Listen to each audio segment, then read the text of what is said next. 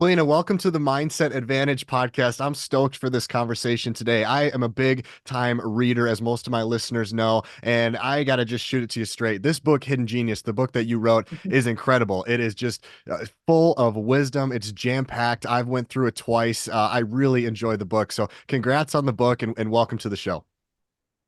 Thank you so much, TJ. I'm excited to be here. I think where I want to first start with, if you open the flap of the book, there's this little bit of a distinction, I think, that's very clear, that needs to be clarified for the listeners moving forward. And I think this was great for me to hear too. The question is, what distinguishes the truly exceptional from the merely great? And the answer that you had was, the high performers don't use tricks or hacks to achieve greatness. They use mental frameworks that fundamentally change the way they see the world. They've learned how to unlock their hidden genius in order to reach their full potential. That's a powerful sentence there, especially when you talk about not using tricks or hacks. Can we start there and then we can dive into some of the fun stuff? Yeah, well, there's so many books, there's so many articles, there's so many like things on the internet that you can find that are like this one simple hack will change your entire life. And usually it's something of the sort, wake up and do, an ice bath. Okay, that's great. But what is it about that that is the fundamental thing? What are you trying to do with that tool or hack or whatever? The idea is you're trying to become more mentally resilient. Okay, once you know that, it's like, how can I use that? If that's my goal to become more mentally resilient, what are other ways that I can do that that will stick, that aren't as just like one off of, oh, I'm going to do an ice bath. The thing behind it is what I try to get at in this book is, for example, one of the chapters is how to build mental resilience. Yes, an ice bath can be part of that, but so can going on a 2 mile run. So can like cleaning your house when you don't want to. And so it's like, if you know that the goal is I want to become more mentally resilient, what are the types of habits I can build into my life to become that? It's not, you're not going to change your life with one hack.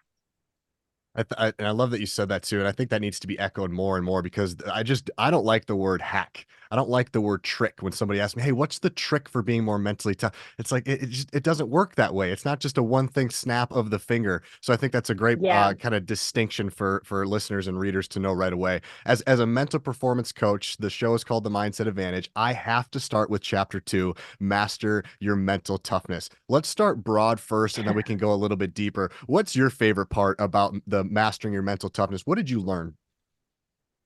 Yeah. So every single chapter was kind of written for me.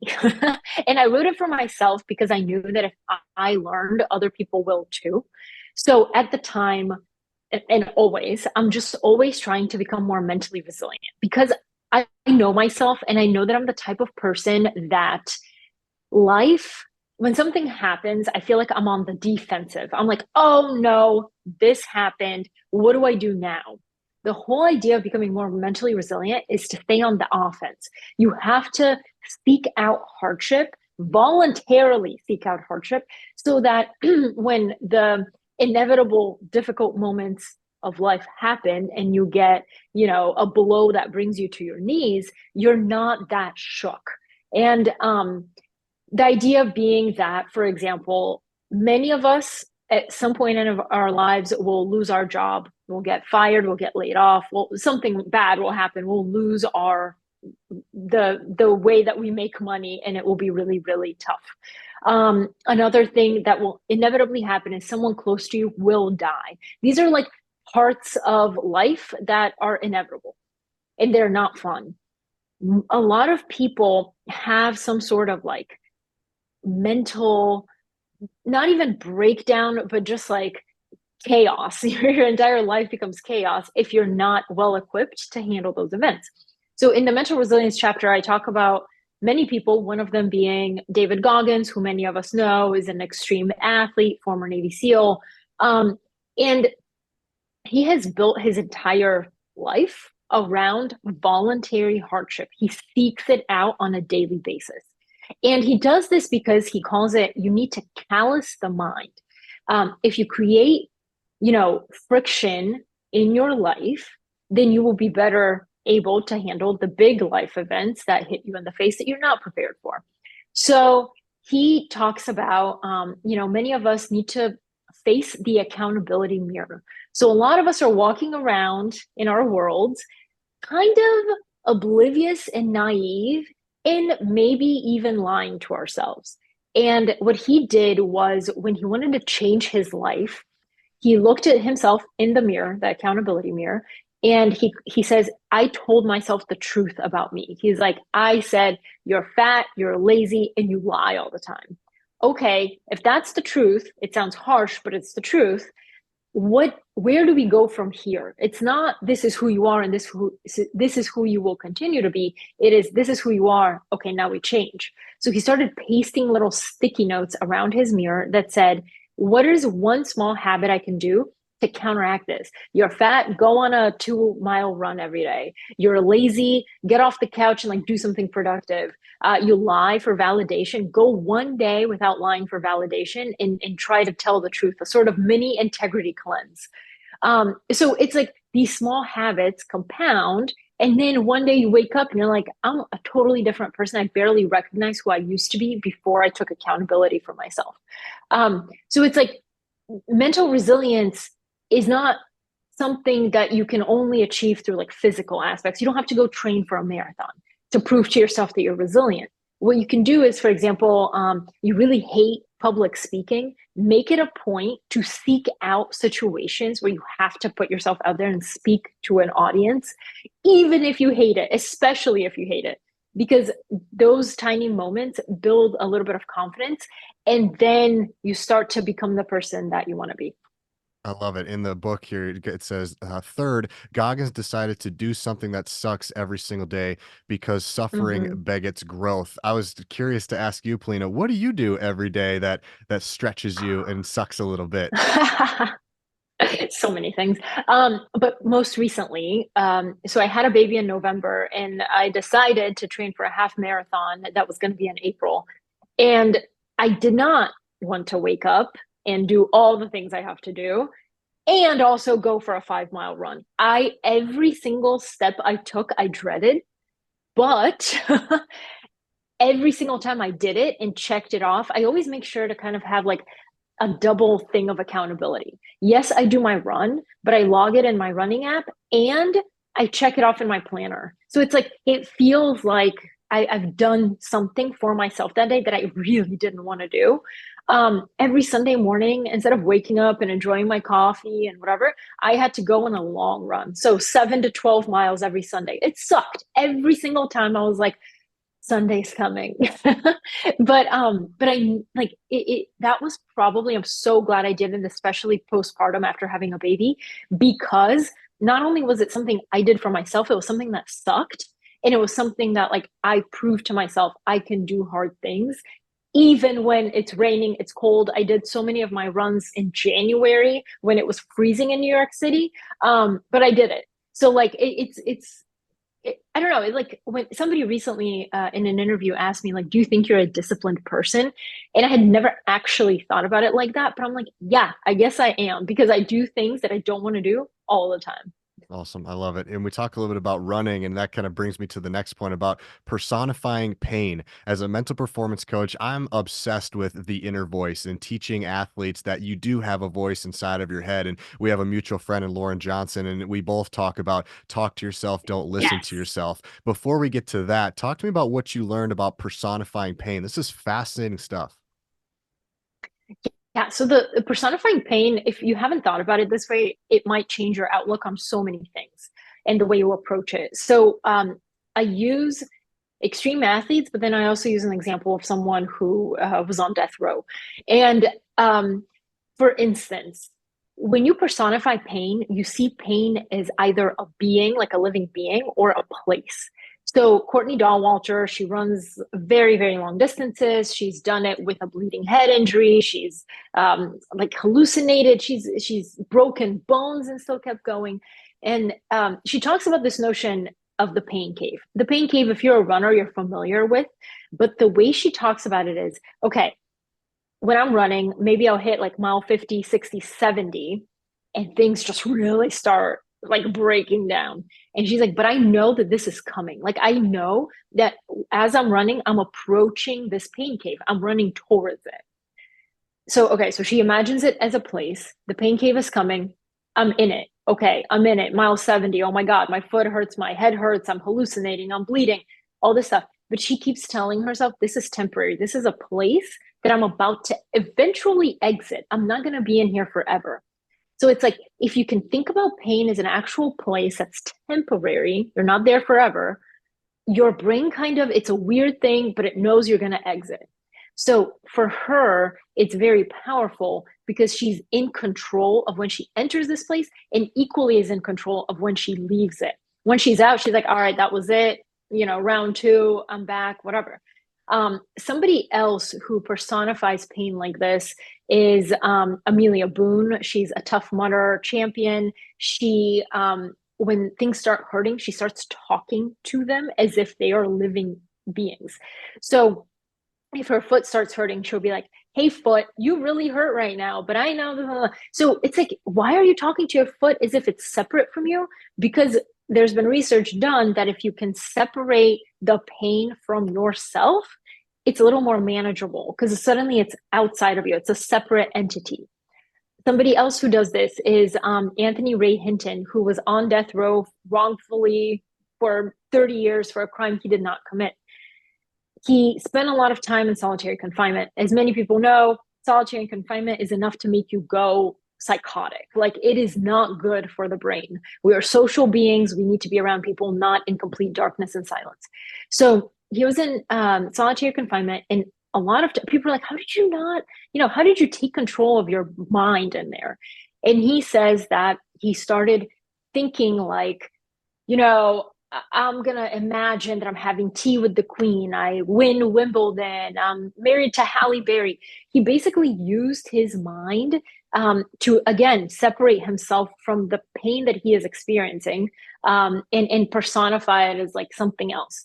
So the reason I use these examples is because like a lot of times when we're in pain, and if you think about a situation in your life that's been especially painful, when you're in it, every single time you likely think, I'm going to be here forever. This is going to feel like this forever. And you don't see an end in sight. But if you can reframe it as, I know this is temporary and it sucks and it's awful, you know that you will eventually get out as painful as it may be.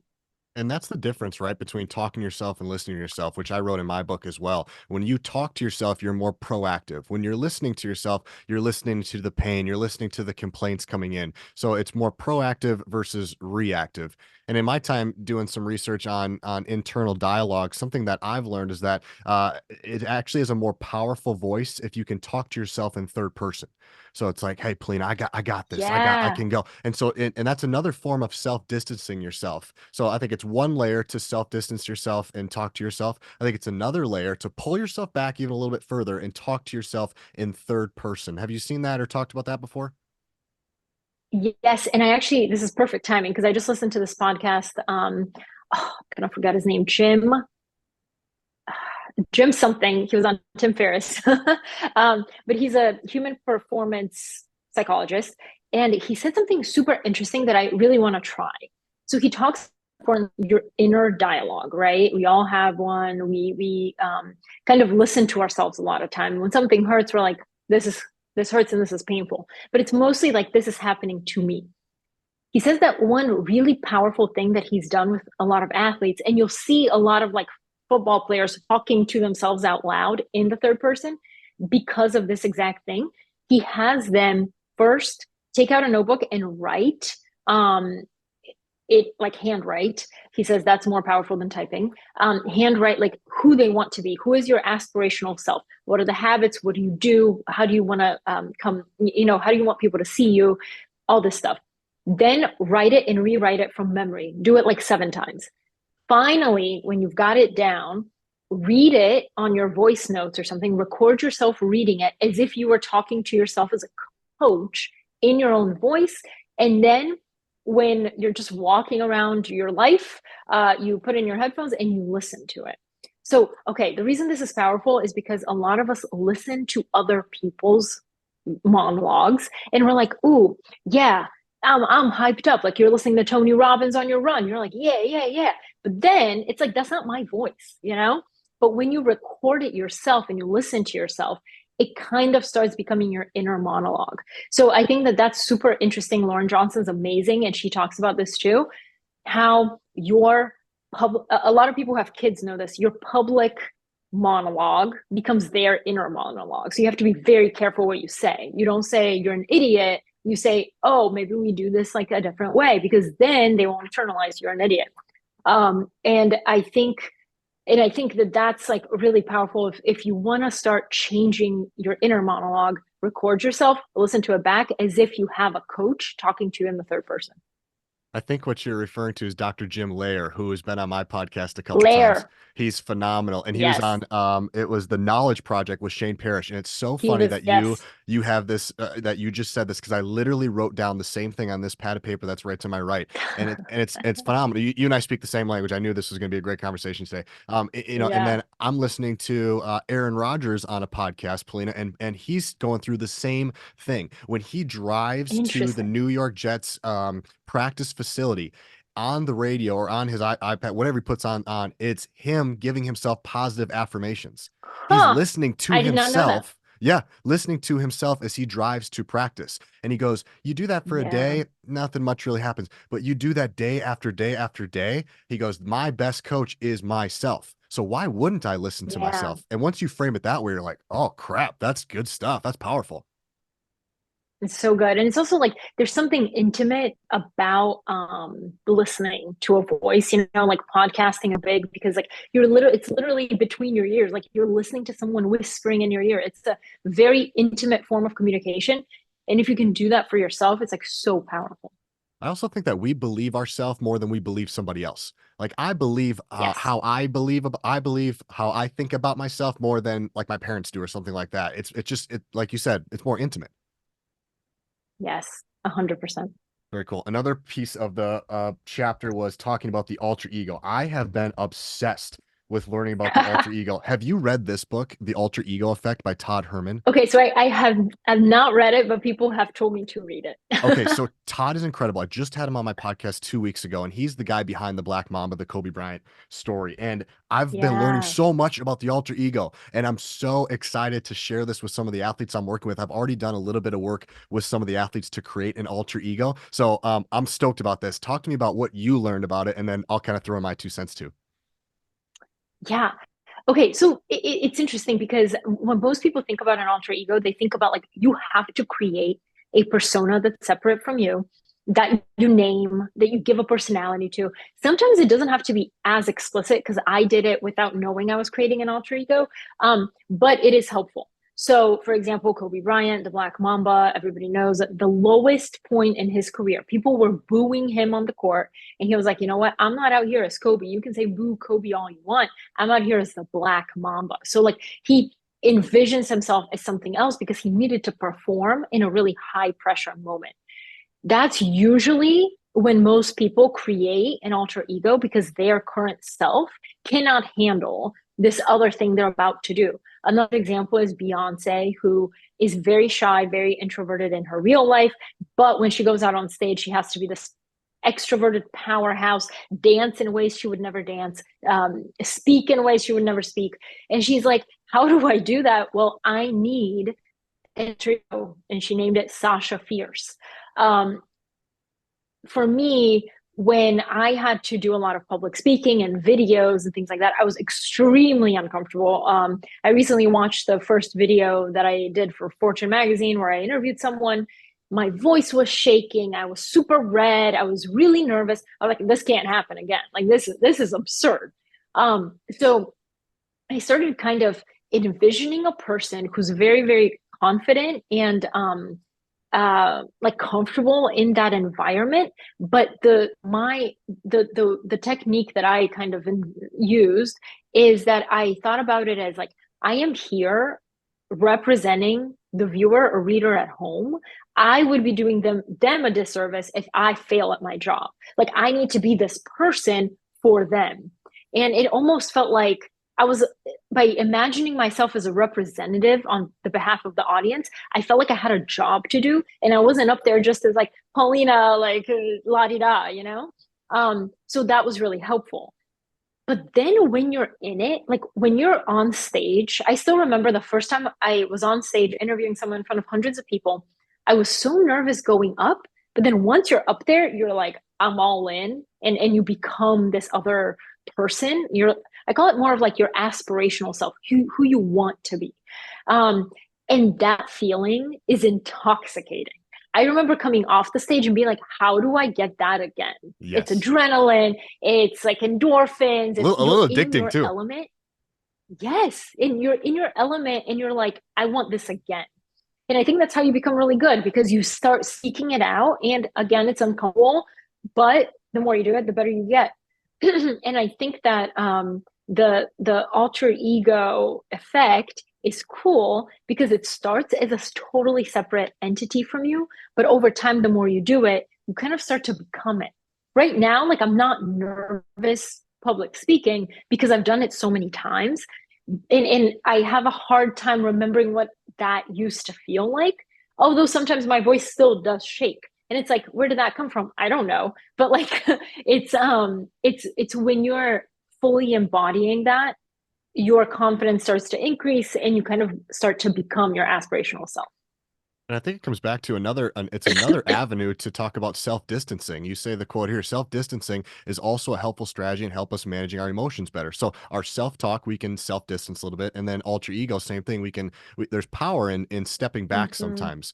One of the things I learned from Todd in this book that's super powerful is the power of a trigger. So having something that helps you get into the state of who you want to become. So Todd wears non-prescription glasses, right? And you know they don't do anything, but when he wears them, he feels more confident.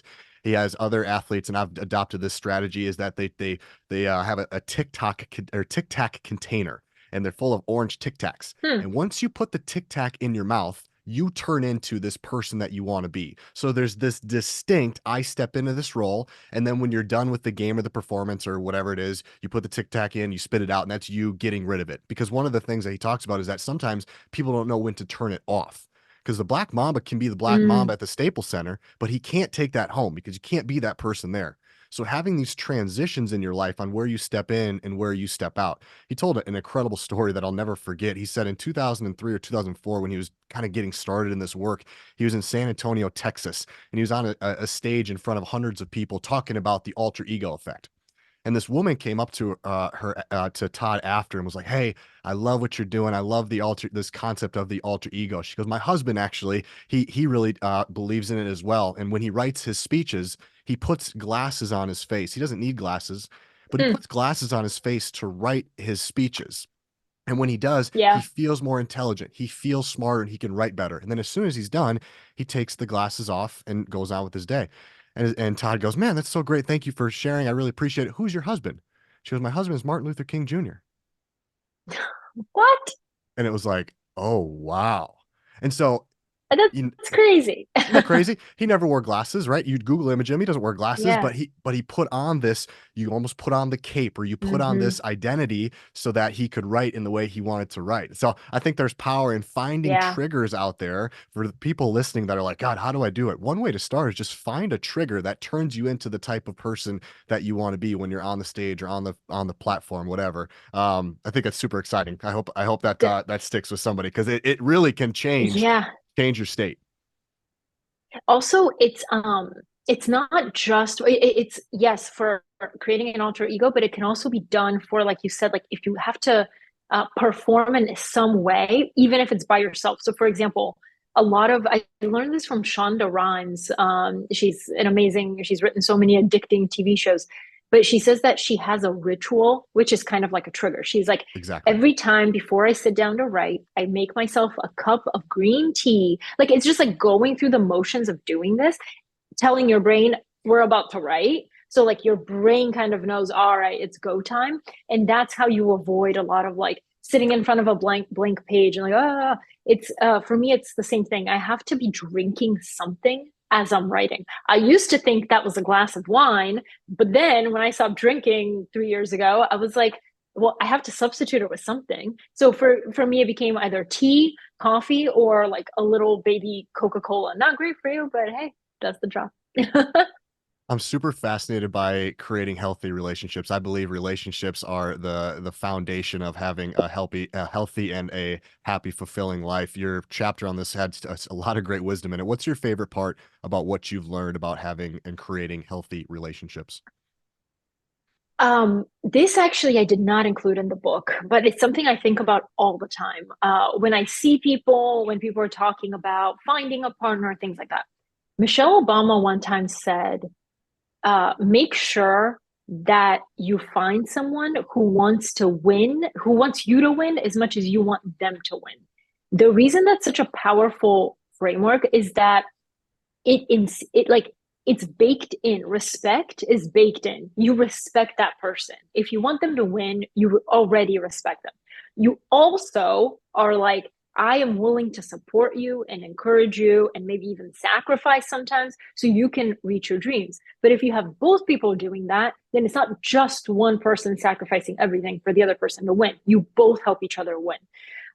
So I think like that is the cornerstone of a supportive partnership, marriage, relationship, whatever, business relationship. Because if one person feels like they're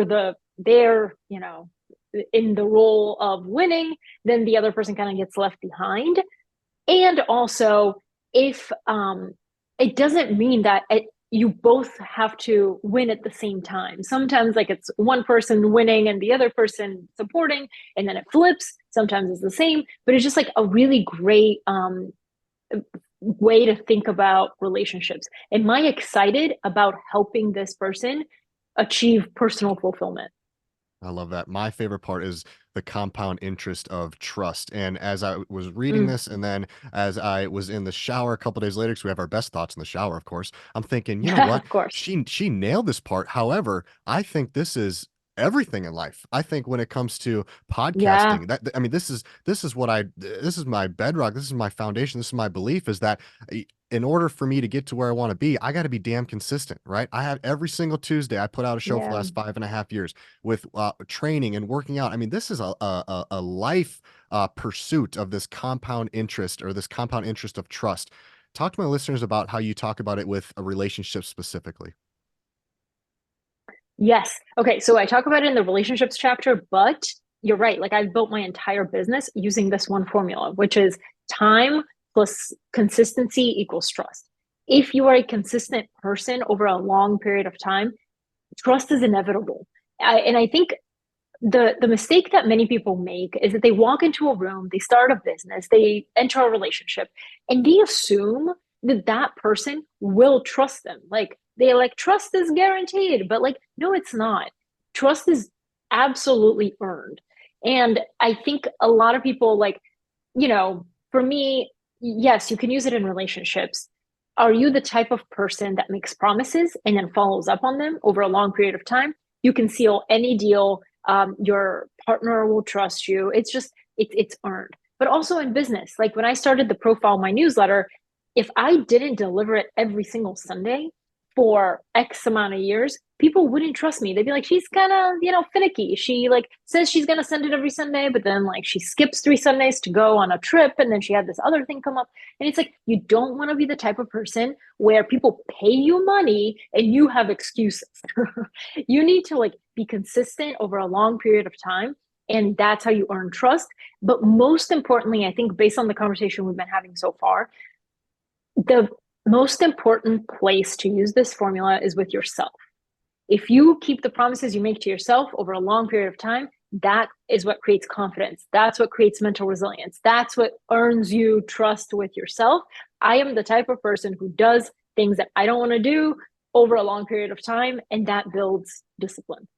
And little by little, little becomes a lot. Little by little, little Yeah. becomes a lot. And I think that's a big takeaway too, is it's just small little drops in the bucket. And where sometimes I think where people want to, fall to the other side is I got to do something big. I got to do something really big today. And then they Mm-hmm. they fall down and get inconsistent. I would rather you do something 1 minute every single day than blow it out of the water for Sunday on at 20 for 20 minutes on a Sunday and then never come back to it ever again. So that could be a misconception, I Exactly. think, for some people as well. Exactly. I trained for a marathon one time, and I trained, and a whole year I trained, and then I did the marathon, and I never did it again. I think I stopped running for 2 years after that because like I wasn't the type of person who was consistent with running. I was the type of person who was training for one single marathon, and so it's like when if you're gonna do something again, like you said, like don't do these like lofty things, like I have to run 12 miles every week for a period of time, like make it your identity. Like James Clear talks about identity-based habits. You want to become a runner, a type of person who runs every day, 1 mile, that's it. Tell me a little bit more about what you learned from Gottman. This was so cool. John Gottman, the psychologist, he spent over 40 years studying the prediction of whether couples are going to make it or not. I have so many parts. I'm looking at the book right now. I have so many parts underlined in these couple of pages, but I'm just going to let you tell me what was your favorite part from learning from the famous John Gottman. He's great. Him and his wife actually do a lot of work together, but he has this notion of responding to each other's bids. And he says what's most important in relationships is small things often and big things occasionally. Most people get that wrong. They're like, oh, if I go all out for her birthday or Valentine's Day, that is enough to like solidify that this is a good relationship. False. Actually, it's the small, tiny things, like you said, one drop at a time that you do on a daily basis that actually predict the longevity and health of a relationship. So he set up this apartment as a lab and had couples like live in there for a few days. And what he noticed is that he could, and then track those couples to see if they stay together or got divorced eventually over time. And what he learned is that we all, on a daily basis, make these small bids for attention with a partner, with a friend, with anybody. And so if I'm like, hey, what he noticed in this apartment is that someone would say, hey, look at this bird. And if their partner did the small act of turning their head to look at the bird instead of being like, what bird? Then he was like, you can tell that these people will stay together forever because they answer each other's bids for attention. It's such a small thing, but once you see it, you cannot unsee it. It's because your relationship will not fall apart over one big blowout fight that everybody has. Everybody's going to have this like dramatic door slamming, emotional event. That's not what's going to cause the divorce. What's going to cause it is like years of like tiny moments of disrespect of the other person and turning down their bids for attention. Because what happens when you turn down somebody's bid for attention for a long time, they either feel they disrespected or they stop making it. They stop showing you the bird. They stop asking for, like, hey, let's do this thing together. And then it just kind of deteriorates. You start growing separate ways, and that's it. But it almost never is the big thing. It's always the small little things that either make it better or make it worse. Can you say that quote again? Small things, okay, small things consistently. What would you say? Small things often and big things occasionally. Small things often, big things occasionally. Man, what a great little piece of wisdom. I love that. Talk to me a little bit about telling better stories. As a presenter, I'm obsessed with making sure that I'm telling good stories because stories sell, and athletes and kids in particular, they learn really well when it comes to telling stories. And the quote here is great. Great stories happen to those who can tell them. I read that. I was like, Yeah. that's so true. What did you learn about telling better stories? Yeah, I love that quote because we all know someone who's telling a story and it's like the most minute, Yes. like, Yeah. where are you going with this? Yeah. And they make it like Yeah. a three-part, Netflix series. It's amazing. Those people are constantly, good stories happen to them because they're good storytellers and they notice the little things. What I learned here is one big thing was from Aaron Sorkin, who's behind, he wrote The Social Network, he wrote a bunch of films, A Few Good Men. He talks about that every story needs to have two parts. It needs to have conflict and it needs to have intent. So it's not enough for me to be like, to tell a story and be like, here's the conflict. We need to know the main characters in the story. What is their intent? What are they willing to go through? Who are they willing to step on? What are they willing to sacrifice in order to solve this conflict and get to what they want? And it's a very good example in all of his movies, but especially in The Social Network, which is about the founding of Facebook, in which he portrays Mark Zuckerberg as someone who is mired in conflict, and he has very strong intent to get to what he wants, but that intent is laced with like context of, okay, he's not doing it for the money. He's not doing it for, anything beyond social status. He was denied like getting into this fancy socials club at Harvard, and he was like, I'm going to show you. And suddenly he creates Facebook, and he's like, I'm going to get social status. And social status is enough for him to drive him to kick people out of the company, go through lawsuits, a bunch of things that you'll see in the film. But it's like, what are you willing to go through to get what you want? And for some people, that intent is strong enough where they'll trample upon other people to get there. So I think like when you're telling stories, you have to present the conflict, but you also have to say, here's what the protagonist really wants. That's so great. There's a question in this chapter that I can't get out of my mind ever since I've been reading it. And the question, and I love you to break this down. The question is, what could you learn if you told yourself your personal story from the perspective of a different character in your life? I'll say it again. What could you learn Mm, if you told yourself your personal story from the perspective of a different character in your life? It's super powerful. Where did you get that? And what does that question look like? it's so good because I struggle with this personally, but I know many other people do. Like you said, when you have a distanced perspective from yourself, that's what a lot of therapists try to do. They try to like distance yourself from you and be like, let's look at this objectively, or let's try to look at this from another person's perspective so that you're not so into yourself and your feelings and how you perceive the world. It's like, hold on a second. What if that's not true? What if you telling yourself that you're the victim actually you're not. I love movies where you watch the whole thing from this one person's perspective and then you find out that they were actually like the murderer. You know what I mean? Like you find out that actually they're not the victim, they're the villain. So that's all life is. Depending on your perspective, some people may see you as the villain. And because we are so self-centered, we go through our days thinking that we're the protagonist in our movie and everybody else is just like a supporting actor. The people on the subway, they all have lives, they all have problems, but you only care about yourself and they're just kind of like in the background, they're extras in your movie.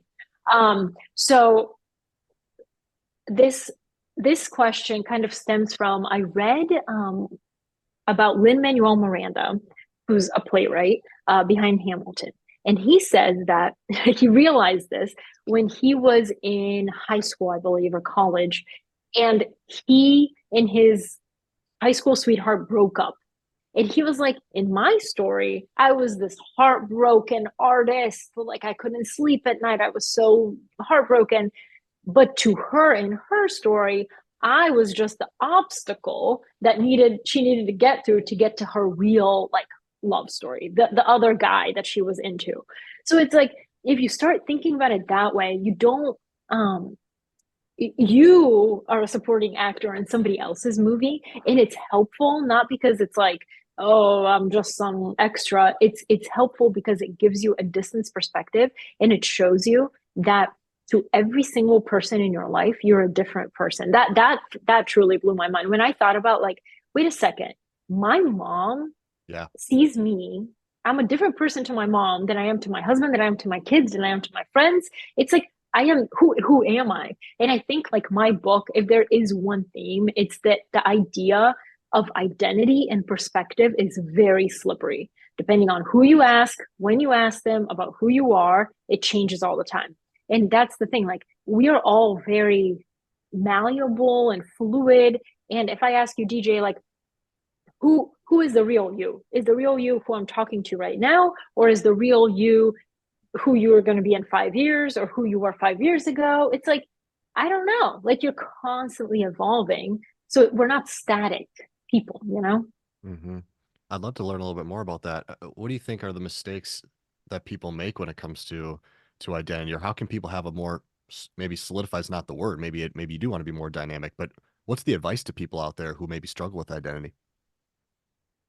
I think it's that you don't have to choose. uh, like I think it's human nature to want to put people in boxes, to be like, you're this type of person. You will always be this type of person. But if there's one thing I've learned from these people, studying these people, learning about just humans in general, it's that you don't have to stay who you are today. Um, but the things that, like, for example, each of us has things that are a bedrock of who we want to be or who we are. Those are our values. So if you can solidify those values, I am a disciplined person who shows up even when they don't want to, things like that are foundational, they can serve as the foundation for who you want to become. But if you make a mistake, if you fail miserably at something, like that doesn't mean this is who you are. It's just something that you did that didn't work out. And I think a lot of it is separating the action from the person. I rarely say, when I talk about someone, I rarely say they are this type of person, because I know if I say they're an honest and like solid person, I know there are times maybe they have lied, but maybe that lie has taught them to become a really great person with high integrity. So it's like we are not like one or the other. It's more of like a spectrum. So that's why I think doing the accountability mirror thing that David Goggins talks about, say to yourself who you think you are, and then like create small habits to just start changing that identity.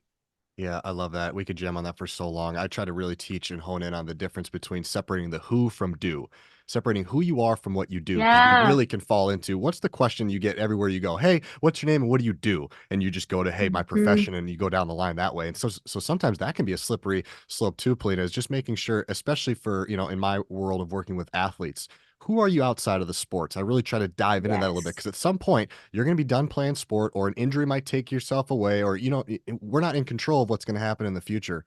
So being able to separate who from Mm-hmm. do has been a huge unlock with working with some of my athletes. I want to do a couple more here before we end. You just came out with Yeah. two great articles that were perfect for me because I'm a public speaker and I'm an interviewer. So let's go with the public speaking one first. You talk about kind of the top 10 or 11 strategies for effective public speaking. We could do an hour going through all of them, but with time ending here shortly, why don't you talk to me about your favorite one? What's your favorite strategy that maybe you researched or found or wrote about? And we'll link that article in the show notes here too. Oh, interesting. Let's see. I think, okay, this is an interesting one. I watched a lot of presidential debates when I was writing this. And one of the most interesting was Bill Clinton, and he was debating George H.W. Bush. And there was a question from a town hall member, and she was asking, like, hey, this financial recession, how can you help people when you yourselves, like, how have you personally experienced it? How has it personally affected you? George Bush starts out with saying, like, well, we all have been impacted. She's like, no, no, no, you personally. And he gets kind of rocked at like the follow-up question. And so he starts, I urge you to watch this debate without the sound on, because you see the body language. He gets kind of nervous and he starts like pointing a finger at her, which he was trying to make a point, but it looks like he's scolding her a little bit. And he's very just like looking all around. He's not looking specifically at her. When it's Bill Clinton's turn, he's known for being very magnetic and very charismatic in public speaking. He gets up from his chair. He immediately walks towards the question asker, closing the gap of distance between them, it immediately making it feel more intimate, as if he's directly speaking to her. He doesn't break eye contact, and he uses this thing that they like named after him, this hand gesture called the Clinton thumb. So instead of like pointing or like whatever, he does something like this. It looks like you're knocking on the door. He's like, for example, two things. So this, it makes you look confident and stern, but also very like calming and inviting because you're not pointing a finger. And the entire, and so he's locked in on her. He answers her question directly. He asks her a question. It's a really good example of how to create intimacy very quickly, even when you're speaking in front of an audience. So is it more of a proximity thing, or is it a body language thing, or is it both? It's both. Yeah, it's proximity, body language, and also like being curious. Like he's exhibiting, even if he doesn't care, he's asking a question and it seems genuine. But I think when it is genuine, it's that much more powerful because I mean, like me and like you, a lot of people are actually interested in other fellow human beings, but we're not curious enough to ask questions back. And I think like asking a question makes the whole thing feel more personal and intimate. Yeah, something I learned just about I've talked to a lot of people about body language on stage on the show, and just a simple changing it, if you're listening you won't be able to see, but changing from finger pointing to open palm. So Yeah. when you're asking for Mm-hmm. feedback, open palm. When people like to be able to see your hands. So obviously a huge no-no is having your hands in Mm-hmm. your pockets, right? So if we're doing that, that's like 101. But how can we use our hands to our advantage? Having open palms, being able to show your hands. And it kind of dates back to something about survival instinct of like, I don't know what's in your hands. Do you have a weapon in your hands? Things like that. Obviously, that's that's not the case, but Mm-hmm. it puts people at ease when they can see what's in your hands. So when you're asking for a response, listeners, just putting a palm out so they can see your hand versus pointing at them can be just a subtle little difference there.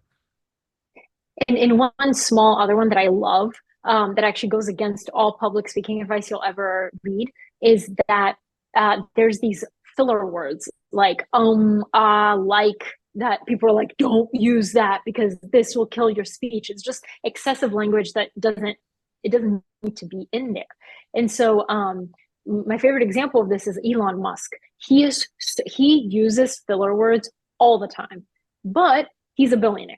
And when he speaks, people listen. Why do they listen? Because as a billionaire using like and ah and staring at the floor, it Mm. humanizes him. It makes him feel like, oh, he's a man of the people, even if he's not, realistically speaking, on a wealth level. So when I included this video of him giving a presentation to Tesla shareholders, and he is in the middle of a sentence. He's kind of like mumbling his way through. And he's like, hold on a second. I need to get a sip of water.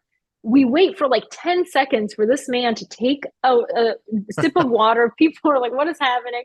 But it's endearing almost because it humanizes him. It's like, oh, he's just like us. And I think one time in a 5 minute speech, he said 20 times the word So it's like, oh my God. But you can use these forbidden filler words for effect. If you're talking to an audience, you're not like you're trying to make it more sincere and endearing and I'm one of you instead of using these like big intellectual big words.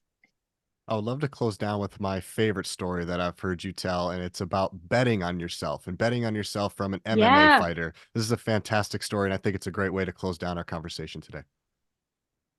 Yes. Okay. So if there's one thing that I've learned in my life so far, it's that um, at some point in your life, there will come a time where you have an option or an opportunity to bet on yourself, and you should take it.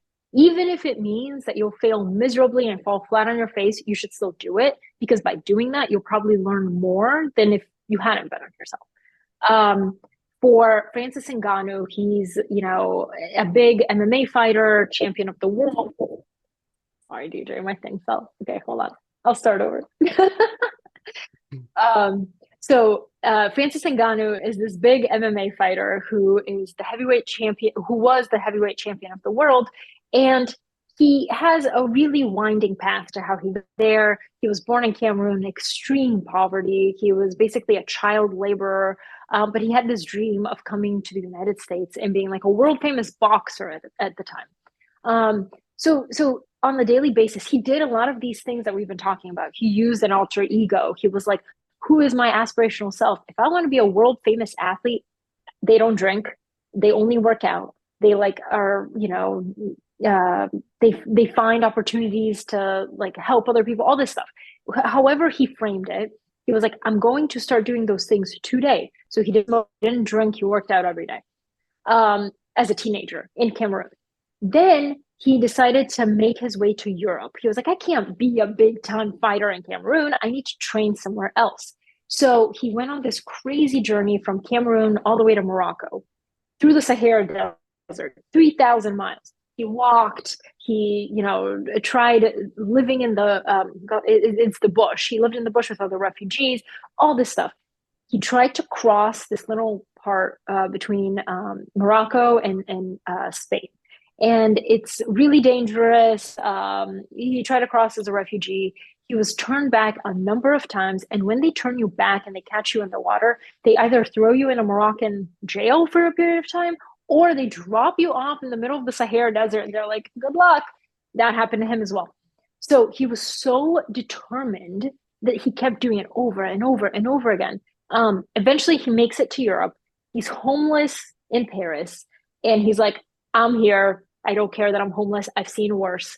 I'm going to find a gym to train at. He finds this gym. It turns out to be an MMA gym. He One of the trainers notices him because he's a big guy, and they develop this relationship. He starts training him. He's like, you should really try MMA. Francis didn't know what MMA was, and then he became the best in a sport that he didn't even know about 9 years prior. That's mind blowing. And then he ultimately makes it to America, becomes a big, big, big fighter. And when I interviewed him, I was talking to him about betting on yourself. The one thing that he did is bet on himself that he was going to do it. And he told me something interesting. He said, like, there's so many talented people in this world. And he's like, I see it over and over again.